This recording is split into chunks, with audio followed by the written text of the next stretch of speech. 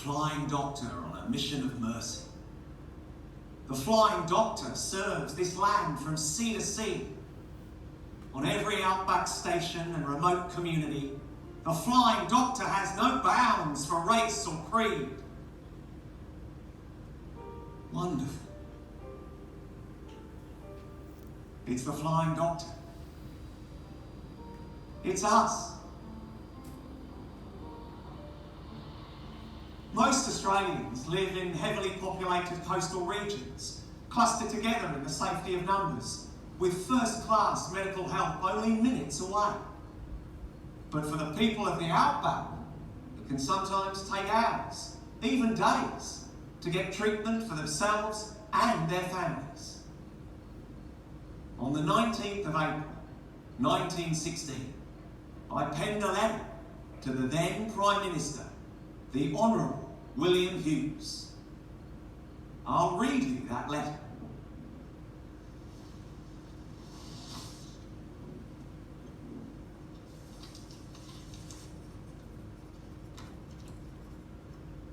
My dear Prime Minister, the brave pioneers living in these practically uninhabited parts are now entirely cut off from doctors and nurses. None but the men, women and children who live in the Never Never can appreciate the great benefit and boon an aerial medical service will bring to them. The people of the Never Never and the people who help keep the big commercial centres together and those who live in the big cities and towns of Australia must realise what these men out back have done and are doing. I remain yours sincerely, John Flynn. This letter is on display in the museum. The Flying Doctor service began as a dream of mine, as I had witnessed the daily struggle of pioneers living in remote areas where just 2 doctors provided the only medical care for an area of almost 2 million square kilometres.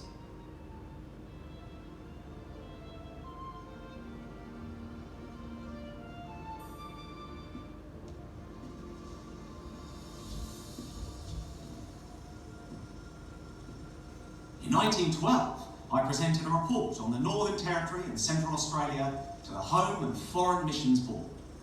From this report came the Australian Inland Mission to minister to the spiritual, social and medical needs of people in the outback. We started travelling by camel for weeks on end through the harsh outback of this vast country before obtaining a trusty motor vehicle. Loaded with supplies of all kinds, we would visit the people of the outback. In 1917, I received an inspirational letter from 2nd Lieutenant John Clifford Peel, a Victorian medical student with an interest in aviation. The young airman and war hero suggested the use of aviation to bring medical help to the outback. Shot down in France, he died at just 24 years of age and never knew that his letter became a blueprint for the creation of the Flying Doctor service. This material was published in the Church's magazine, the start of me turning my considerable fundraising talents to the task of establishing a flying medical service. The full correspondence can be viewed in the museum. For the next 10 years, I campaigned for an aerial medical service. My vision was to provide a mantle of safety for the people of the bush, and this vision became a reality when my longtime supporter, H.V. Mackay, left a large bequest for an aerial experiment which enabled me to get the Flying Doctor service airborne. In 1927, the Australian Inland Mission Aerial Medical Service and Qantas signed an agreement to operate an aerial ambulance from Cloncurry, Queensland. When Arthur Affleck took off from Cloncurry on 17 May 1928, he was flying a single-engine timber and fabric biplane named Victory, leased from Qantas for 2 shillings per mile flown, with the federal government paying half the cost of maintaining the aeroplane and the other half funded by donations. He had with him the very first of our flying doctors, Dr. Kenyon St. Vincent Welch. Dr. Welch wrote a letter to Miss Harris about the then aerial medical service. I would like to read a short paragraph from that letter. I think the aerial medical services has the makings of something very useful. It can coordinate several other jobs, and I think it must stay. You'll find a copy of the letter in full in the museum. Whilst we had a doctor, a pilot and a plane, we lacked the communication technology to deliver our services efficiently. Alfred Traeger helped us to hurdle this barrier with the invention of a pedal-operated generator to power a radio receiver. By 1929, people living in isolation were able to call on the Flying Doctor Service to assist them in an emergency. Transistorised receivers later replaced pedal radios, making it possible for doctors to give radio consultations. It also meant neighbours, families and friends scattered over thousands of kilometres could exchange news and gossip after normal transmission hours. This time became known as the Glass Session, aptly named after the noisy, chattering bird. Her Majesty, Queen Elizabeth II, visited Australia and the Flying Doctor Service in 1953. Here she met with the staff of the Flying Doctor Service and spoke with the people of the outback via a radio receiver, which is also on display in the museum. Your Majesty, Your Royal Highness, we people of Australia's great outback acknowledge our humble allegiance to you as our sovereign. I am speaking from a wireless transceiver 300 miles from Your Majesty at Broken Hill. My family is very isolated, our nearest settlement being 35 miles away. We have one child. However, we would like you to know that the Flying Doctor Service has proved to us one of the greatest benefits of our lives, and that without this great mantle of safety, we mothers would not dare to bring up our families so far from medical help. And now it is our esteemed privilege and honour to present Her Majesty the Queen. My husband and I send to you who are listening, and indeed to all who live and work in the great outback of Australia, our sincere thanks for the kind words that have just been spoken on your behalf. Now that I have met some of you and seen from the air something of the immense and challenging country in which you live, I am especially glad to be able to speak to you from the Flying Doctor Base, for I have heard so much of the work of the Flying Doctor Service and of the security and comfort it brings to every part of the outback.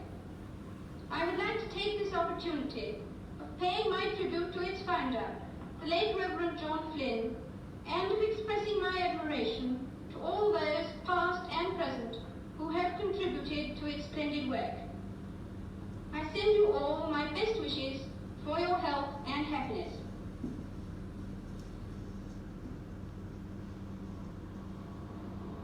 In 1942, the Australian Aerial Medical Service changed its name to the Flying Doctor Service of Australia. And in 1955, Her Majesty Queen Elizabeth II bestowed the honour of adding Royal to the Flying Doctor Service of Australia for its enormous contribution to medical services in the outback of Australia. Thus, the Royal Flying Doctor Service started the next phase of its magnificent history. That's the wireless PC-12 of today. Let me take you back to our early aircraft. In the 1930s and 1940s, aircraft used by the sections were predominantly British. DH-50, DH-83 Foxmont, the DH-84 Dragon, the DH-104 Dove, and the Australian-built DHA Marks 1, 2 and 3 Drover. Later, American aircraft predominated. Beechcraft Baron, Travel-Air, Queen Air and Duke, the Cessna 180, 182 and 421B, the Piper Cherokee, Chieftain and Navajo. Flights were normally made during daylight hours, although night flights were attempted in cases of extreme urgency. Fuel supplies were also carried on flights until fuel dumps were established at certain strategic outstations. Until the 1960s, the service rarely owned our own aircraft. We used contractors to provide aircraft, pilots and servicing. We progressively began to purchase our own aircraft and employ our own pilots and engineers, and were able to install the medical equipment necessary to turn the aircraft into flying intensive care units. Prior to the mid-1980s, RFDS aircraft were all piston engines. The introduction of the twin-engined King Air B200Cs in the late 1980s and the Pilatus PC-12s of the mid-1990s show the great benefits of turboprop aircraft. The first aircraft, the de Havilland DH-50, could carry a pilot and 4 passengers at a cruising speed of 129 kilometres per hour for a range of 500 to 600 miles. The Pilatus PC-12 of today can carry a pilot, 1 neonatal retrieval unit, plus 1 stretcher, 4 sitting persons, and cruises at 450 kilometres per hour for a range of 3,320 kilometres.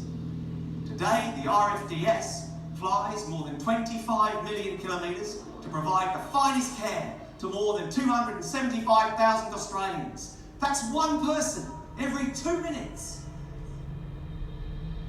Although the service started to handle emergencies, it has expanded its traditional role to deliver a broad range of primary and preventative healthcare services to rural and remote communities. So, as well as emergency services, the RFDS provides a 24-hour GP consultation service via radio and telephone, inter-hospital transfers for patients requiring high levels of care, transport of medical specialists to regional and remote areas, a female GP program providing women in rural areas with access to female doctors, preventative healthcare for Indigenous communities, and maintains more than 2,500 medical chests at clinics, mine sites and properties, with drugs prescribed under the guidance of the Royal Flying Doctor Service's medical officers by telephone or radio. The service promotes professional training for doctors, nurses and allied health staff to address chronic shortages of medical professionals in regional and rural Australia. With preventative healthcare a national priority and poor health standards in some outback communities, flying clinics are in huge demand, offering GP consultations, child health nursing and health education. And the service has also become more involved with the ever-increasing number of tourists visiting Australia's outback. But no longer is the service just for the people of the outback. The RFDS territory is just an hour's flying time from most of our capital cities. The RFDS even transfers patients living in metropolitan areas to hospitals in other cities around Australia for urgent organ donor transplants and other specialist procedures. 2.5 years waiting, all of a sudden the phone rings and there's a voice on the other end of the phone saying, Mr. Wells, this is a hospital in Melbourne. We have a liver for your son, we think. We don't want to get your hopes up, but we need you to get him to Melbourne pretty much straight away. Can you get him out of bed, get him under his lights, and we'll call you back because we think you're going to have to come over on the Royal Flying Doctor. I was sleeping one night, I got to bed really late, as I normally do on holidays, and Dad just yelled at me saying, get up, get in your lights, and I'm like, why? And then he's going like, we've just got a call for the thing, and I was like, oh no. We'd been given 40 minutes to get to the Royal Flying Doctor service. Having said that, we were there probably within half an hour, and probably within an hour, Brendan and Janine were airborne. We were able to get him to Melbourne largely because of the Flying Doctor service so quickly. Because they were really nice people. And yeah. And then we landed into Melbourne, and I was at the front of the plane. I got to watch while it was raining and cloudy, and there was this giant cloud in front. I've never been in a cockpit before. It's really cool. Like all these controls glowing up in front view of the plane. It's cool. We just give thanks all the time. RFDS, Royal Flying Doctor, getting us there. Had we not got there with them, the operation might not have gone ahead. We might still be waiting.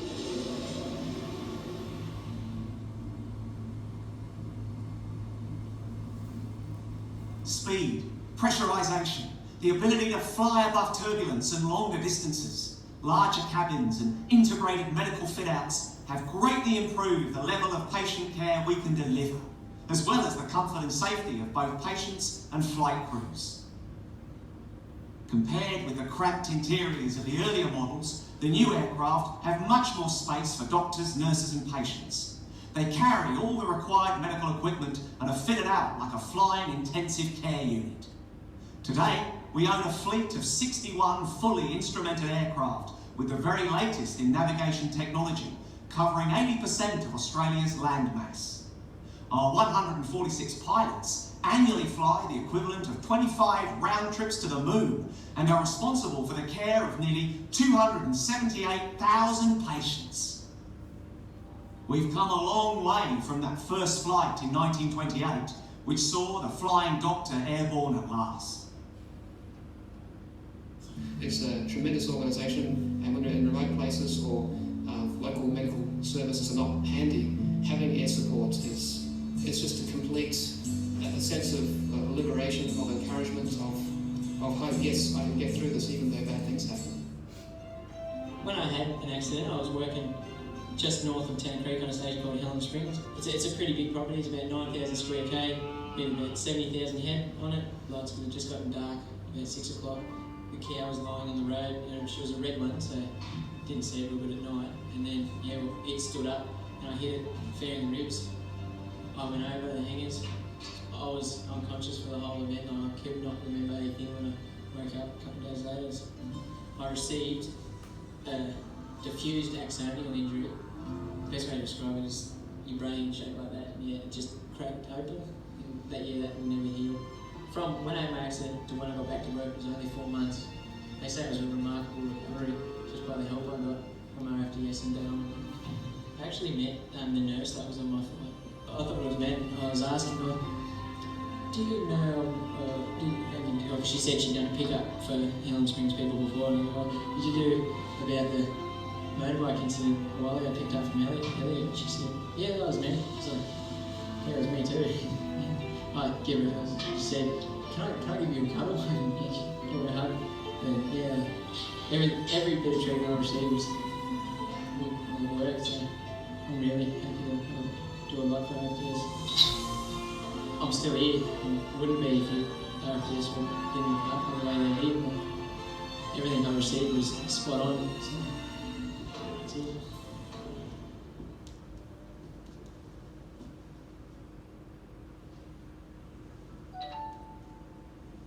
The inland is a vast region where hundreds of thousands of people live, work, and now more than ever, travel. How do Australians ensure health, well-being and peace of mind so far from the sophisticated medical help that most of us take for granted? It's thanks to the care provided by the dedicated crews of the RFDS. The RFDS touches the lives of hundreds of thousands of Australians each year. Regardless of where you live, the lives of you, your family, your friends could one day depend on the high-standard aircraft that keep the service in the air. From my vision of a mantle of safety, Australian ingenuity and hard work built the first, the largest, the most comprehensive aerial health and emergency service in the world. It started out as a dream, an idea that was given wings thanks to the support of previous generations. The Royal Flying Doctor Service depends heavily on your generosity to continue its essential work.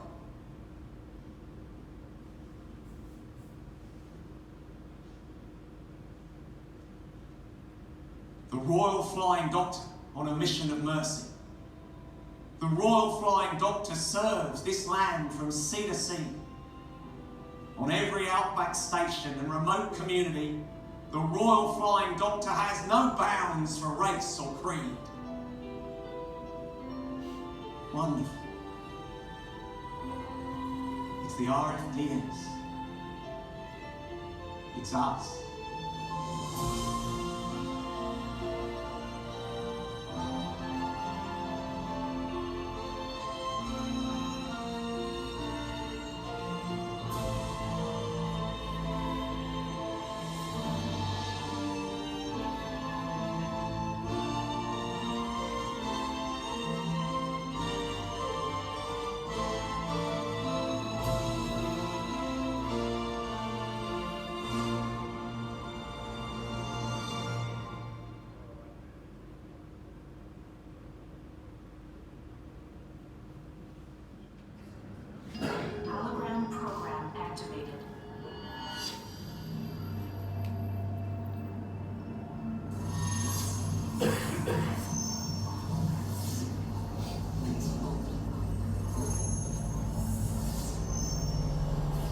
Hello. I'm Etheridge Grant. My friends call me Jim. I was the commanding officer of the USS William B. Preston on February 19, 1942, the day war came to the shores of Australia. I'm here to share my story and the stories of others from that fateful day when Darwin came under attack, right here where you are sitting. My ship, the Willie B, as we call her, was a seaplane tender. We escorted up to 6 Catalina seaplanes and patrolled the coastline, bays, and inlets in northern waters looking for signs of the enemy or suspicious activity. The Willie B was like a mothership to the Catalinas, enabling them to operate at sea by providing a base from which to refuel, living quarters for the air crews, and shelter from the enemy.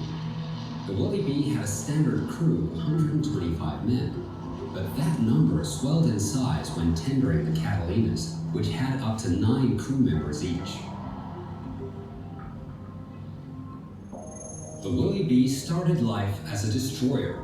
She was converted into a seaplane tender by removing 2 of her 4 boilers and funnels, modifying her weapons capability, and installing an aviation fuel tank. Extra living space for the seaplane crews was created. 2 30-foot motor launches were added for refueling purposes, and plane refueling booms were installed on each quarter deck. The transformation was made complete when she was redesignated from destroyer D-344 to high-speed seaplane tender 7.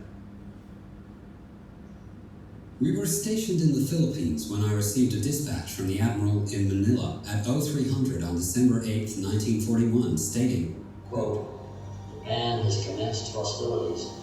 Govern yourself accordingly."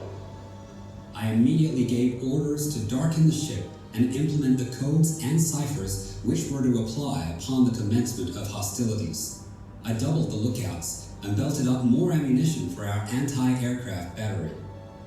I also took down the Willie B's white awnings, which had been lifesavers in the tropical heat, and moved her further away from the seaplane so that any bomb directed at the ship would not damage one of the Catalinas.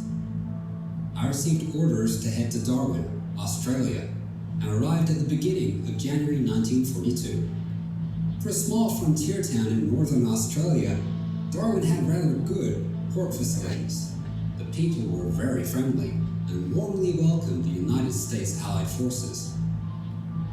We continued our reconnaissance missions from Darwin, scouting the Dutch East Indies, which is now known as Indonesia.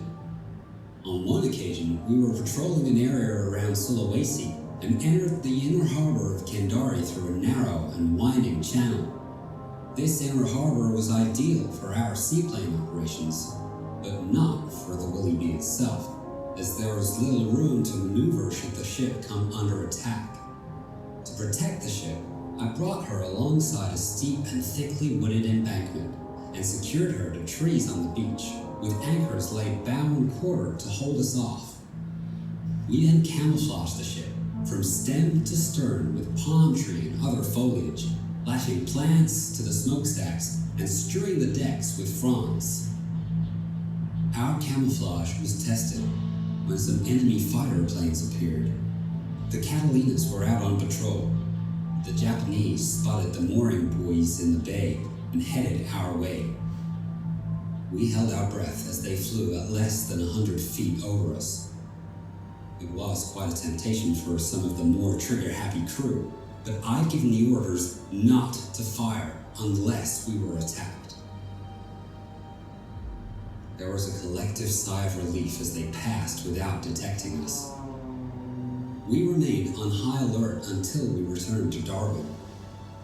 Mind you, we attracted some attention on our return as there were still a few palm fronds atop the ship's antenna and smokestacks.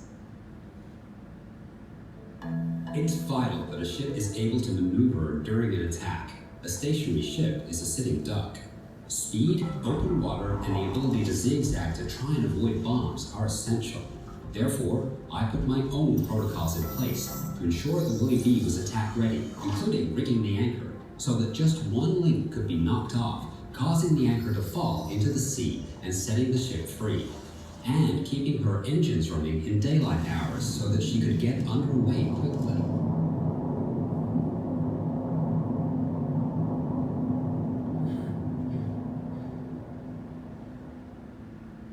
On the morning of February 19, 1942, I left the ship in command of my executive officer, Lieutenant Commander Lester Wood, and I went ashore to meet with the American consulate and arrange for the Willie B to be reprovisioned. Around 09:55, the bridge watch on the Willie B issued the warning, large formations of planes approaching. The ship went to general quarters and battle stations were manned.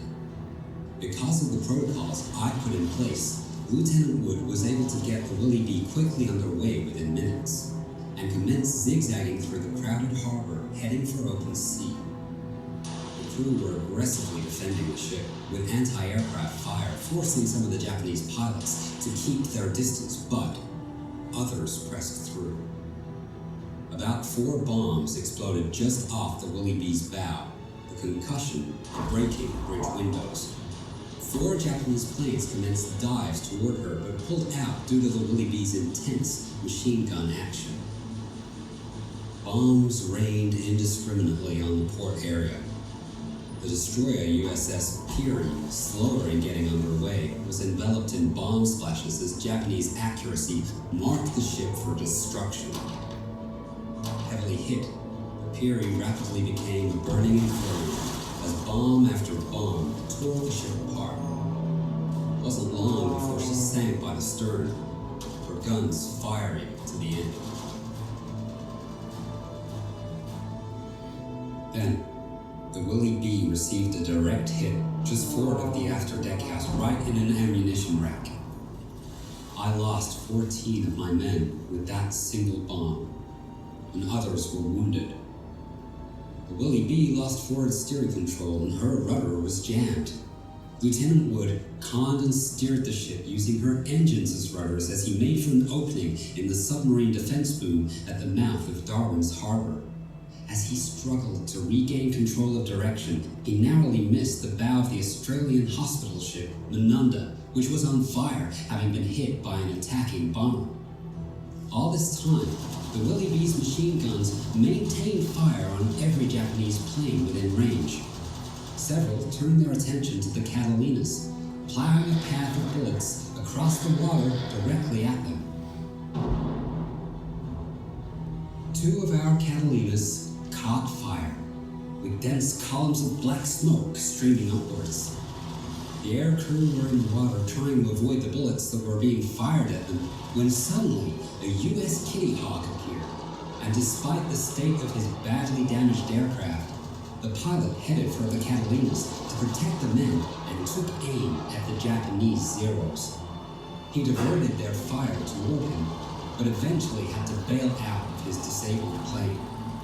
The Zeros continued to fire at him as he parachuted toward the mangroves. Desperate to get back to my ship and crew, I made my way to the wharf. Securing a small boat, I set course for the Willie B, which was still struggling to regain steerage, but was making some headway toward the harbor entrance. The transport ship, Neptuna, was in serious trouble, burning in several places. She was moored alongside the wharf and had been in the process of having her sizable cargo of ammunition unloaded when the attack occurred. Several brave Australian soldiers were trying to shift the ammunition she carried to a safe distance, but their efforts were in vain as the bow of the ship exploded. The force of the blast reverberated across the harbor, blowing me into the water and causing burning material and red-hot metal to fall towards me.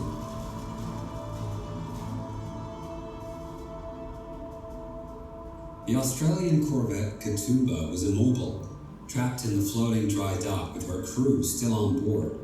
She was a sitting duck, but her crew defended her valiantly, manning the machine guns and taking up .303 rifles to shoot at the attacking planes from whatever position they could.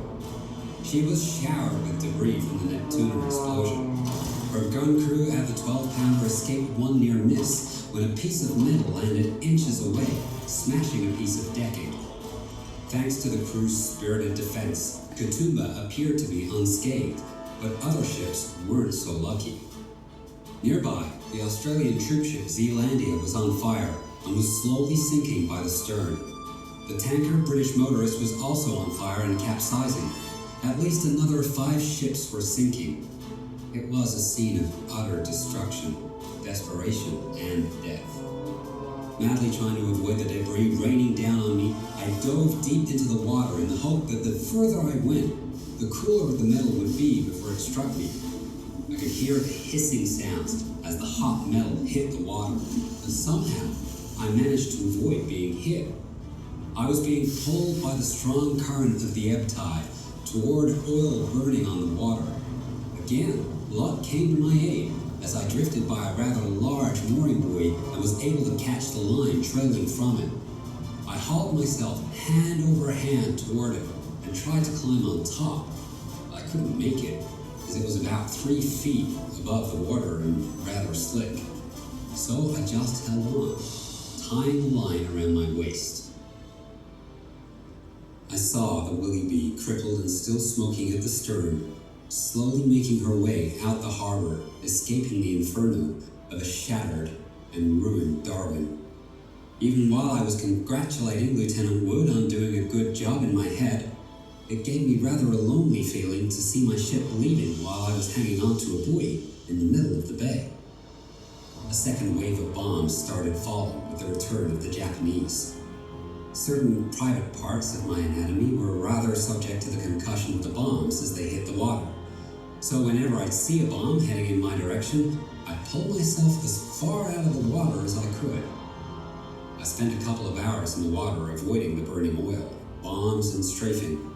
But when the tide slackened, I was eventually able to swim to shore. I reached a small pier, but I couldn't pull myself up as I was so tired. I just hung there until I caught the attention of some men who helped me. When I looked back, I saw the mooring buoy that I'd been clinging to get hit by exploding ammunition off the Neptuna, and I thought how lucky I was that that hadn't happened earlier. I made my way back to the American consulate's office, only to find that everyone had evacuated. The office itself had been bombed and was a wreck, but they hadn't forgotten me. I found a note attached to one of the desks saying that if I survived and should return, I was to please take charge.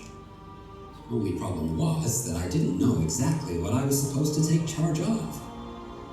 Several members of our Catalina crew, who had been rescued after their Catalina was strafed and sunk, also made their way to the consulate's office. Imagine their surprise when they found that I was the new American consul. That was just the beginning. A fateful day for Darwin, which cemented Australia's place in the history of World War II.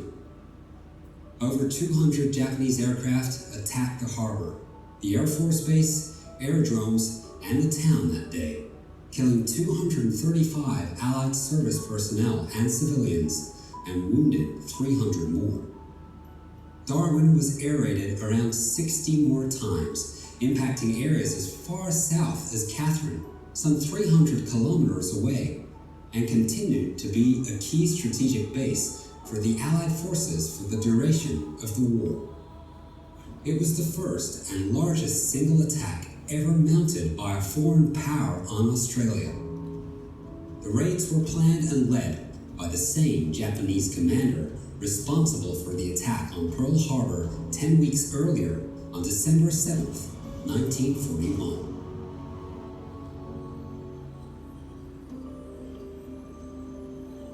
Commander Grant remained in Darwin, presumably performing the American consulate duties from the 19th to the 21st of February 1942, before rejoining his ship, the USS William B. Preston, in Derby, Western Australia. He was awarded the Legion of Merit with Combat Valour for exceptionally meritorious conduct during operations against enemy Japanese forces in the Pacific War area from December 1941 to May 1942.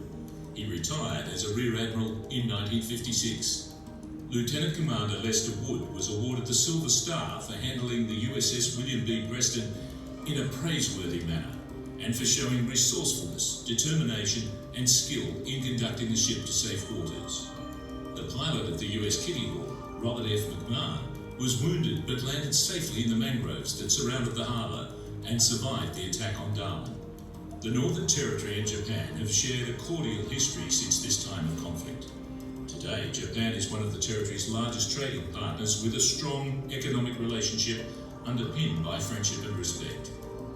Other stories about the territory's role in World War II can be discovered around Darwin and throughout the Northern Territory. Information on other attractions, tours and events is available at the local Visitor Information Centre.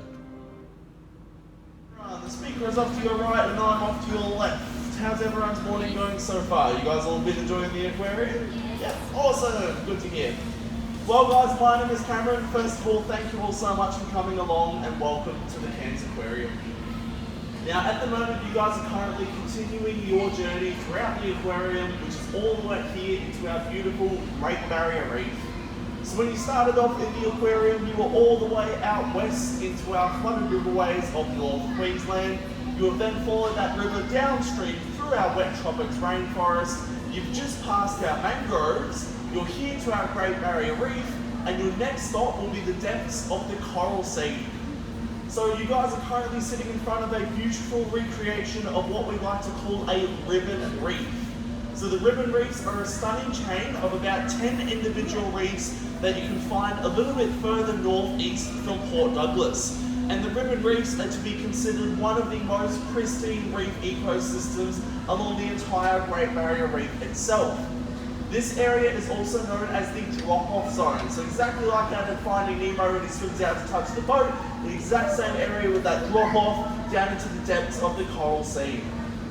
Now what is the Great Barrier Reef? Well, the Great Barrier Reef is massive. It stretches all the way from the top of Australia right to the tip of Cape York, right down here to the bottom of Queensland in a place called Bundaberg. The Great Barrier Reef is roughly 2,300 kilometres long and in some parts up to 350 kilometres wide. And it is literally so big that you can see it clearly from outer space. Now the Great Barrier Reef can be considered one single reef ecosystem. However, technically it's actually comprised up of about 2,900 individual reefs and up to 900 sand cays and islands. Now the Great Barrier Reef that we see today is about 8,000 years worth of continuous growth. And the main builders of the reef that we see today is our corals. Now there's two main types of coral out of the reef. We have got our hard corals and our soft corals. So soft corals are the really strikingly vibrant, sort of wavy looking corals. However, they've got a very soft structure to them, so it's not a good solid foundation for the reef to be able to build up on. So that is when you then get your hard corals. So hard corals like the ones that we've got in this tank here, the sort of plate corals and the staghorn corals and the mushroom corals that have got that real hard, solid foundation that the reef has actually built up on over the past 8,000 years. Now what is coral? Well, coral is an extremely unique thing. It is actually two parts. It is both a plant and an animal. So the animal side of coral is a little thing called a coral polyp. So if you picture a tiny, tiny jellyfish about the size of a pinhead that sits upside down inside of a stony cup. So one individual coral structure can be made up of tens of thousands of individual polyps. However, those little polyps are pretty terrible at building up the coral. It only provides about 10% of the food for that piece of coral to grow. So it needs a bit of an assistance from a particular kind of algae called zooxanthellae. Now what that algae will do is it will come across and attach itself to that coral polyp tissue, and it can then photosynthesize sunlight into food and energy for the coral to grow. So it provides about 90% of the food for that piece of coral. And that algae, the zooxanthellae, is also the beautiful bright colours that we see in our coral as well. So if you've heard of coral bleaching, which I'm sure the majority of you probably have, it's basically when the water conditions start to go downhill, and unfortunately so does our coral. Coral is extremely temperamental. There's a whole bunch of factors out there that can have a detrimental impact on our coral reefs in today's world. Coral does not like warm temperatures above 30 degrees or so. It is also not like chemicals like oxybenzone that are in our sunscreen, and even chemicals from local farm runoff as well. So let's say the water gets too warm, above 30 degrees or so, that algae that lives inside the polyp, instead of providing food, will then provide a bit of a toxin. And that little animal will react in the only way it can possibly do, which basically kicks out the algae. Now when you've kicked out the algae, you've lost about 90% of the food for that piece of coral, and you've also then lost the beautiful bright colours that we see in our coral as well. And that is when you then get a bleached piece of coral. Now even if a piece of coral is bleached, there is actually about a 3-week turnaround where the conditions can start to come right again, and that algae can come back across and reattach itself to that coral polyp, and it can continue to survive. However, unfortunately 3 weeks is not a very long time. So as of roughly February, we have seen signs of bleaching along 30% of our Great Barrier Reef, and out of that 30%, half has now remained permanently bleached.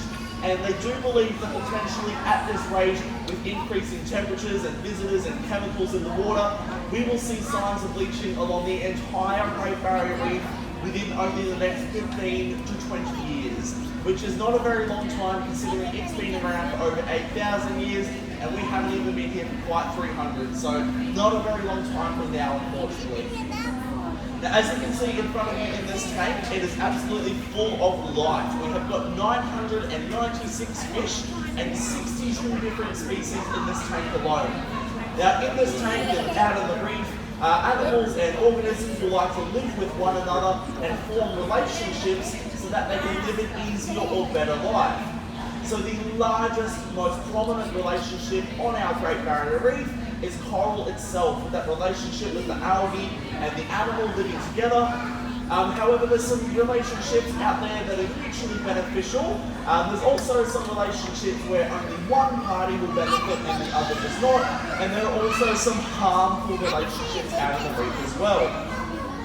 Now, a really good example of a mutually beneficial symbiotic relationship that we have in this tank here is that of a little fish called the cleaner wrasse. So the cleaner wrasse is a small fish, it's only about 10 centimeters long. It has a pale front end, a blue back end, and a black stripe running down its body. Now what the little cleaner wrasse will do is they will essentially set up shop on prominent coral heads like the ones off to the top left, and that little fish will essentially do a bit of a dance. And that dance will attract large marine animals to pull up alongside these coral heads and get a bit of a cleaning service done. So what that little fish will do is it will go along that large marine animal's body, it will pick off any dead scales, any parasites, unwanted hitchhikers, and if the large marine animal is big enough, it will actually open up its mouth and let that cleaner wrasse voluntarily swim inside and act as a portable toothpick. So you're probably thinking it's got to be the bravest fish of the entire planet to be willingly swimming into the mouth of another marine animal. However, they will never eat the cleaner wrasse, because if they do, they will never get cleaned at that cleaning station again. Now both parties will benefit from this service greatly. The cleaner wrasse gets a really good source of protection while the large marine animal is hanging around, and it also doesn't have to go out looking for its food, since its food will come to the cleaning stations. That large marine animal will also benefit from this, as it stays nice and clean, parasite free, gets rid of any of those sort of stuck annoying bits of food that are in its teeth. So that's a really good example of a mutually beneficial symbiotic relationship. However, out on the reef, there are also some relationships where only one party will benefit and the other is not harmed.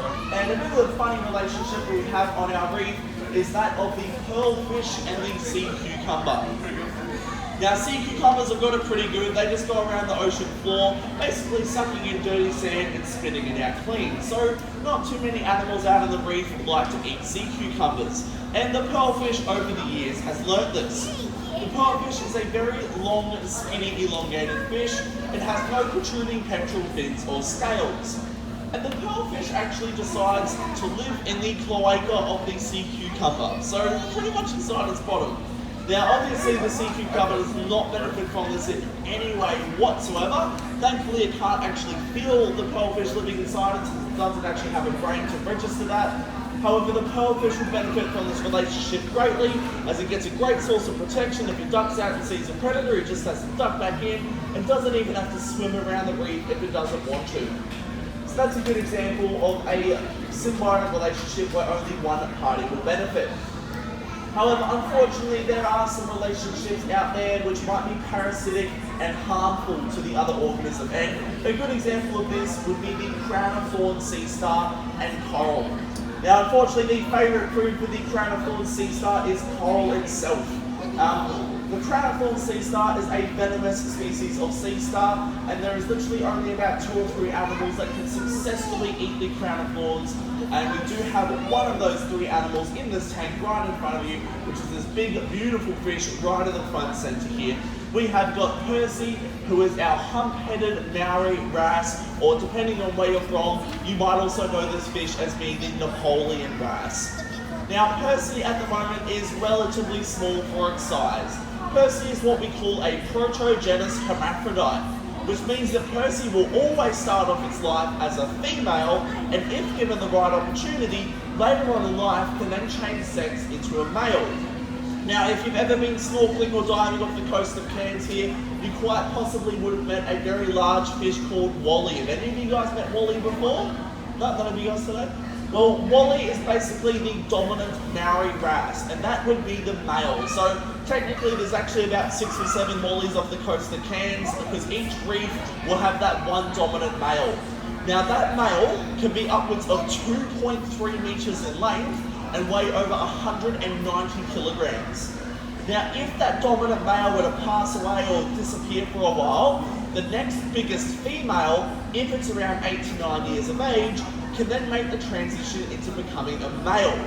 So Percy, when we originally got Percy, Percy was a she, but because Percy is the only Maori wrasse in this tank, that makes Percy the dominant Maori wrasse. So Percy is now a he. You can sort of tell this because the hump on his forehead is getting relatively large, and those patterns are really starting to shine and show.